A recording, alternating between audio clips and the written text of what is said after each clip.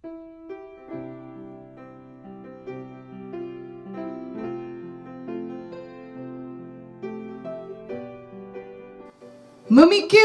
perkara yang di atas. Kolose 3 ayat 1-4 berkata, karena itu, kalau kamu dibangkitkan bersama dengan Kristus, carilah perkara yang di atas, di mana Kristus ada, duduk di sebelah kanan Allah. Pikirkanlah perkara yang di atas, bukan yang di bumi. Sebab kamu telah mati, dan hidupmu tersembunyi bersama dengan Kristus di dalam Allah. Apabila Kristus yang adalah hidup kita menyatakan diri kelak, kamu pun akan menyatakan diri bersama dengan Dia dalam kemuliaan. Firman Tuhan ini mengajarkan kita untuk mencari perkara yang di atas, untuk memikirkan perkara yang di atas, yakni di mana Kristus ada, bukan perkara yang di bumi. Ini berarti kita perlu selalu mencari dan memikirkan perkara yang kekal. Marilah kita membaca 2 Korintus 4 ayat 16-18. Sebab itu kami tidak tawar hati, tetapi meskipun manusia lahiriah kami semakin merosot, namun manusia batiniah kami dibaharui dari sehari ke sehari. Sebab penderitaan ringan yang sekarang ini mengerjakan bagi kami kemuliaan kekal yang melebihi segala-galanya, jauh lebih besar daripada penderitaan kami. Sebab kami tidak memperhatikan yang kelihatan, melainkan yang tak kelihatan. Karena yang kelihatan adalah sementara, sedangkan yang tak kelihatan adalah kekal. Dari ayat-ayat ini kita mengerti bahwa perkara yang kelihatan adalah sementara, sedangkan yang tidak kelihatan adalah kekal. Jadi kita perlu melatih diri kita untuk selalu mencari dan memikirkan perkara yang tidak kelihatan. Karena itulah yang kekal, itulah yang bertahan selamanya. Sebagai anak-anak Tuhan yang percaya kepada Tuhan Yesus, kita tahu bahwa kita semua akan mati meninggalkan dunia ini. Kita semua menuju sorga, menuju Yerusalem baru, untuk hidup bersama dengan Tuhan Yesus dalam kekekalan untuk selama-lamanya. Biarlah kita selalu memikirkan hal ini, mengingat hal ini. Biarlah kita senantiasa melihat sorga di dalam pikiran kita, sebab itu akan mengubah cara hidup kita selama kita di dunia ini. Ketika kita dapat selalu melihat yang tidak kelihatan tersebut, maka kita dapat tetap teguh dan tidak tawar hati apapun yang kita hadapi saat kita hidup di dunia ini. Kita dapat menanggung semuanya dengan sukacita dan dengan sabar, sebab pikiran kita mengetahui kelak kita akan pergi ke suatu tempat yang luar biasa indahnya, dan kita ke sana untuk selama-lamanya menikmati semua keindahan tersebut, terutama menikmati persekutuan dengan Tuhan Yesus. Dalam dunia kita sekarang ini ada begitu banyak dosa dan kejahatan. Bila kita membuka berita di televisi, kita akan mendengar ada perang, ada bencana, ada pembunuhan, ada pertikaian, ada perampokan, dan banyak kejahatan, kesedihan, dan penderitaan di seluruh dunia. Namun kelak bila kita sampai ke sorga, tidak akan ada lagi dosa dan kejahatan. Semua akan penuh damai dan sejahtera. Itu adalah hal yang sangat luar biasa yang diimpikan semua orang. Dalam dunia ini kita semua pernah merasakan kesedihan. Mungkin karena kita menyesal akan perbuatan kita, atau mungkin karena kita disakiti orang lain, karena kita dikhianati, diperlakukan tidak adil, atau sebab-sebab lainnya. Kita menangis diam-diam ketika tidak ada orang yang melihat. Bahkan sebagai anak-anak Tuhan yang memiliki iman akan Tuhan, kita masih dapat menangis karena hati kita terasa sangat sakit. Namun kelak di sorga, kita tidak perlu menangis lagi. Tuhan akan menghapus semua air mata kita. Sorga adalah tempat yang penuh dengan sukacita dan tawa. Tidak ada kesedihan di sana. Dalam dunia saat ini, semua kita masih dapat sakit. Bahkan setelah sembuh, kita masih dapat sakit lagi. Setiap manusia harus menjaga kesehatannya dengan sungguh-sungguh. Dan ada begitu banyak orang di seluruh dunia yang mengalami berbagai penyakit, baik tua maupun muda, bahkan anak-anak kecil sekalipun. Penyakit tidak memandang batasan umur, tingkat sosial, atau latar belakang pendidikan seseorang. Bagi anak-anak Tuhan yang berjuang dengan kesehatannya, mereka hidup dengan iman dari hari ke hari, dengan kuasa bilur Yesus dan darah Yesus yang menyembuhkan dan menatang mereka untuk hidup terus sampai menyelesaikan tugas yang Tuhan berikan, sampai digenapi janji Tuhan untuk umur yang panjang bagi mereka.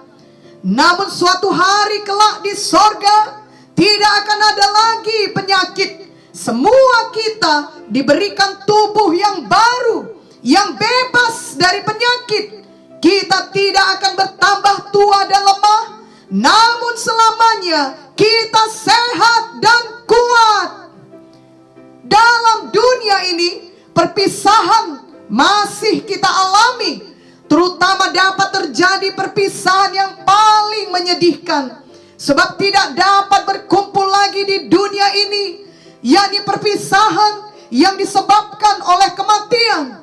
Tetapi kelak di sorga, semua itu digantikan Tuhan dengan reuni kekal untuk selama-lamanya. Semua anak-anak Tuhan yang meninggal di dalam Tuhan akan dikumpulkan Tuhan lagi bersama-sama. Kita yang percaya kepada Tuhan Yesus dapat bertemu lagi dengan sesama orang-orang yang percaya kepada Tuhan Yesus, khususnya orang-orang yang kita kasihi selama kita hidup di dunia ini. Tidak akan ada lagi perpisahan, tidak akan ada lagi kematian untuk selama-lamanya.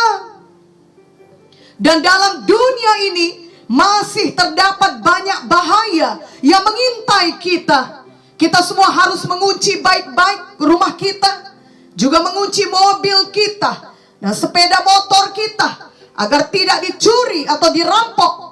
Bencana alam dapat terjadi di waktu-waktu yang tidak kita duga. Apakah itu banjir, gempa bumi, angin puting beliung, atau apa saja. Di masa yang akan datang, kita tidak tahu ancaman apa lagi akan datang. Namun kelak di sorga, tidak akan ada lagi bahaya atau ancaman seperti itu. Sorga adalah tempat yang aman untuk selama-lamanya. Betapa kita perlu selalu memikirkan perkara yang kekal ini, perkara yang di atas, di mana Kristus ada. Kita perlu belajar untuk dapat melihat yang tidak kelihatan. Kita perlu selalu dapat melihat masa depan kita yang luar biasa, yang telah disediakan Tuhan Yesus bagi kita di sorga, di Yerusalem baru. Sesungguhnya semua manusia sudah berdosa dan tidak mungkin dapat masuk ke sorga, melainkan harus dihukum selama-lamanya di neraka. Namun Tuhan Yesus datang ke dunia ini untuk menebus seluruh umat manusia dari dosanya. Ia mati di kayu salib dan ia mencurahkan darahnya agar kita yang percaya kepadanya tidak perlu binasa dalam dosa kita, tetapi dapat diampuni dan menerima hidup yang kekal di sorga. Marilah kita semua membuka hati kita untuk Tuhan Yesus dan benar-benar percaya kepadanya sebagai Tuhan dan Juru Selamat kita. Mari kita semua menerima anugerah hidup yang kekal dari Tuhan Yesus, sehingga dari sekarang kita memiliki jaminan dan keyakinan bahwa kita menuju sorga yang sangat luar biasa indahnya. Itulah rumah kita, di mana tidak ada dosa dan perselisihan, namun semua penuh damai. Juga tidak ada air mata dan kesedihan, semua penuh sukacita. Juga tidak ada penyakit dan kelemahan. Semua kita memiliki tubuh baru yang mulia. Tidak akan ada lagi perpisahan dan kematian. Semua kita berkumpul dengan Tuhan Yesus dan dengan orang-orang yang kita kasihi untuk selama-lamanya. Tidak akan ada lagi bahaya apapun. Semuanya aman sejahtera. Di sorga kelak semuanya baik, sempurna, indah, mulia. Bahkan tidak cukup kata-kata untuk menggambarkan betapa dahsyatnya masa depan yang menanti kita dalam kekekalan di sorga, di Yerusalem baru. Terutama nanti kita akan melihat langsung Tuhan Yesus yang sudah mati untuk kita. Kita akan selamanya bersama dengan Tuhan Yesus. Kita akan memahami hal-hal yang selama ini tidak kita pahami. Mengapa Tuhan izinkan terjadi ketika kita hidup di dunia ini. Jika kita memikirkan perkara yang di atas, maka itu juga berarti kita dapat melihat sorga, melihat Yerusalem baru, melihat kasih Tuhan Yesus dengan hati kita, sehingga kita tidak akan tawar hati walau apapun yang sedang kita alami saat kita masih dalam dunia ini. Jadi janganlah kita heran, kaget, atau kecewa ketika kita menghadapi segala macam penderitaan yang datang dalam hidup kita karena kita mengikut Tuhan Yesus. 1 Petrus 4 ayat 12-13 berkata, saudara-saudara yang kekasih, janganlah kamu heran akan nyala api siksaan yang datang kepadamu sebagai ujian, seolah-olah ada sesuatu yang luar biasa terjadi atas kamu. Sebaliknya, bersukacitalah sesuai dengan bagian yang kamu dapat dalam penderitaan Kristus, supaya kamu juga boleh bergembira dan bersukacita pada waktu Ia menyatakan kemuliaannya. Hanya dengan senantiasa memikirkan perkara yang di atas, yakni dengan memikirkan kekekalanlah, kita dapat hidup menang di dunia sekarang ini. Bila tidak demikian, kita tidak akan tahan menghadapi semua kesulitan dan keadaan yang ada pada zaman ini, atau kita akan terseret mengikuti arus dunia ini. Janganlah ada kita yang demikian. Kita justru harus menjadi garam dan terang bagi dunia ini, yang berarti kita harus hidup berbeda dengan orang-orang di sekeliling kita. Dan itu semua dapat kita kerjakan karena kita memilih untuk memikirkan perkara yang di atas. Kita melihat yang tidak kelihatan, yakni kita fokus pada perkara yang kekal. Marilah kita selalu memikirkan rumah kita yang kekal di Yerusalem baru, seperti lagu rohani berikut ini.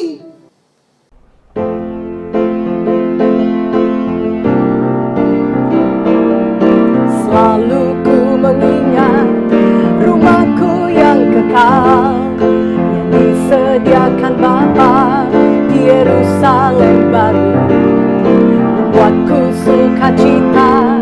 dan tekun berlomba, selesaikan panggilannya di dalam hidupku.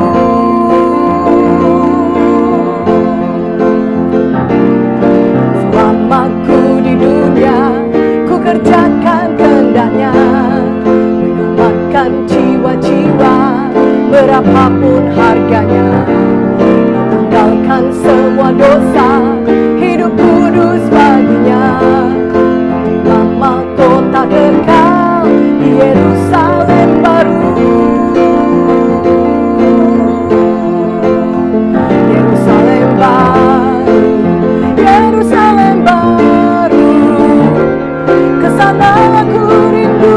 Yerusalem baru, Yerusalem baru, Yerusalem baru, kesana aku tuju. Yerusalem baru, Yerusalem baru, kotanya dari emas, itu gerbang mutiara, temboknya permata, dari tahtanya mengalir sungai kehidupan, yang hilang tak ada lagi karena Yesus lampunya.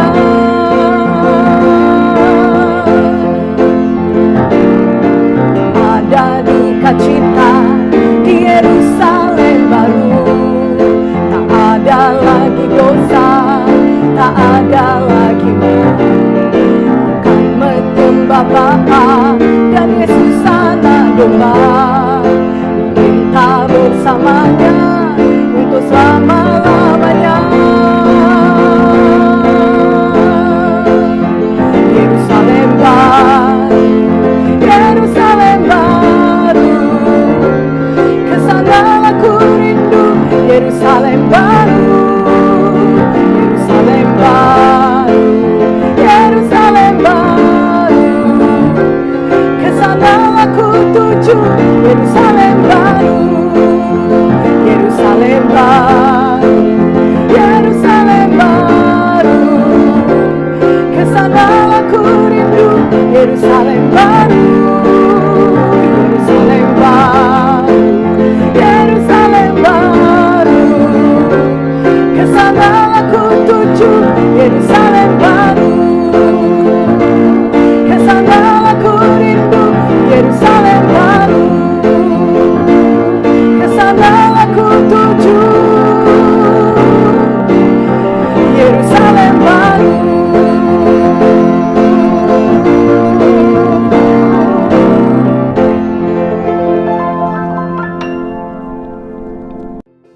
Dan satu hal lagi yang kita lakukan bila kita senantiasa memikirkan perkara yang kekal adalah kita senantiasa mau bersaksi kepada orang lain. Kita suka memberitakan mengenai Tuhan Yesus yang menyelamatkan, yang menyembuhkan, dan yang memberikan hidup baru, serta menyediakan rumah kekal di Yerusalem baru bagi setiap orang yang percaya kepadanya. Kiranya mulai hari ini biarlah ada perubahan yang nyata dari tindakan kita setiap hari, karena kita sudah membuat pilihan untuk selalu memikirkan perkara yang di atas. Amin.